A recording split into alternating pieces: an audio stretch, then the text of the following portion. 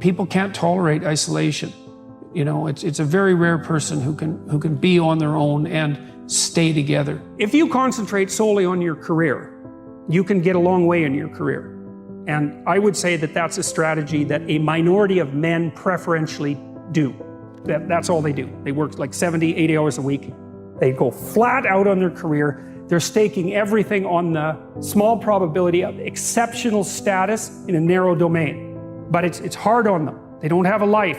It's very difficult for them to have a family. They don't know how to take any leisure activity. Like, they get very one-dimensional. Now, it may be that unidimensionality is the price you have to pay to be exceptional at one thing, right? Because if you're going to be something like a genius-level mathematician, and you want to do that, or a scientist, say, it's like you're in your lab all the time, you're working 70 hours a week or 80 hours a week, you're smart, you're dedicated, you're unidimensional, and that's how you get to beat all the other people who are doing that. It's the only way. But the problem is you don't get a life. Now, if you love being a scientist and you have that kind of focus of mind, well, first of all, you're a rare person, and second, you're going to pay for it. But fine, more power to you. Often, if you're speaking about having a healthy life, that isn't what you do. You spread yourself out more. So, you know, you have a family, you have some things that you do outside of work that are meaningful to you and useful. You have a network of friends. Those 4 things alone are plenty to keep you well-oriented. And then if one of those things collapses, you know, everything doesn't go. Now, the price you pay for that is the more you strive to optimize that balance, the less likely you are to be fantastically successful at any single one of them. If you consider your life as a whole, that might be a winning strategy. One of the things Carl Jung said, I really liked this. He thought that men went after perfection and women went after wholeness. There's something different at the top of the value hierarchy. So perfection would be stake it all on one thing and look for radical success. Not that all men do that, because they don't, but we're talking about extremes, at least with regards to the men that do that. The wholeness idea is more like, it's like I want one thing in my life to be 150%, or I want 5 things in my life to be 80%. Well, there's a lot more richness in a life where you have 5 things operating at 80%, but you're not operating at any of them at 150%. I've met many people who are very, very rich. And you can look at their lives and they have these huge houses and material plenty, and they're shielded from many catastrophes that would hit someone without those resources harder. But their lives are still full of exactly the same troubles that characterize human life in general. And so you compare yourself on one dimension. You don't see, well, the person's worked 80 hours a week for 40 years and it's blown all his relationships out of the water. It's like, yes, he's rich, but he's also old now. You know, he's 60. And one of the best predictors of wealth is age. You know, really, do you want to be young and poor or old and rich? It's like, I'd pick young and poor, because you can't buy youth.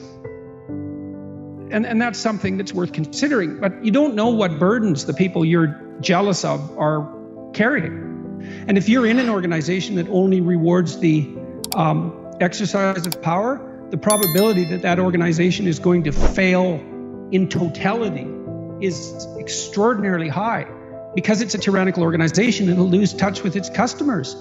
So the C-suite types, they're working nonstop. Corporate lawyers in New York, you know, they make $700 an hour, but they work all the time. And there are people who are suited for that.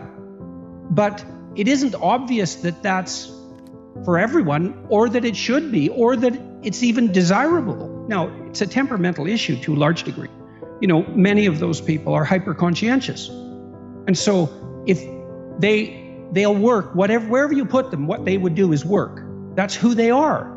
And it's biological as well. You know, you think that the people who run things are sitting at home smoking big cigars and like telling their minions what to do. It's like, that's like the 1920s millionaire that's on the cover of the Monopoly game. That's no sociological analysis.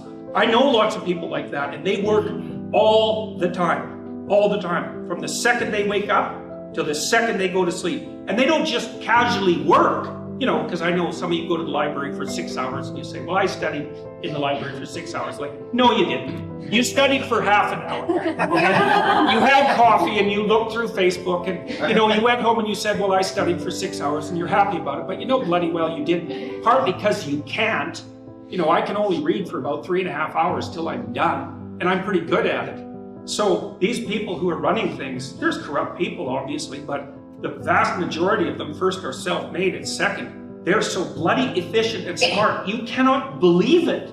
And they work 80 hours a week. And most of them happen to be men. And why is that? Because there are a small number of insane men who will do nothing but work 80 hours a week. And no matter where you put them, if you put them in the middle of a forest with an axe, all they would do is run around chopping down trees.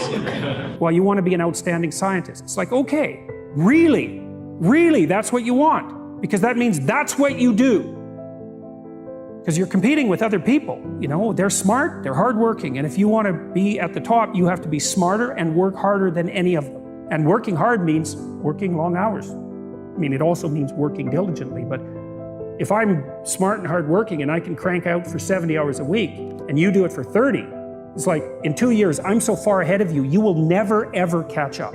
I've met lots of people who were suicidal because of that, but also unwilling to take care of themselves, you know, because they were so guilty about who they were and their mode of being in the world that they just felt that they weren't worth the damn trouble.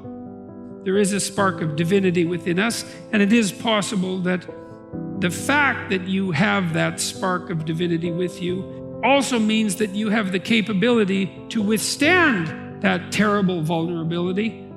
It's an encouragement to assume, to act out the proposition that even if life is as difficult as it seems to be, and if you're as vulnerable and weak in a fundamental sense as you definitely are, and characterized by this terrible propensity for the infliction of voluntary suffering on yourself and others, and that destructive tendency, that there's still something within you that's so remarkable and so aligned with order and being in the proper manner that you can climb above that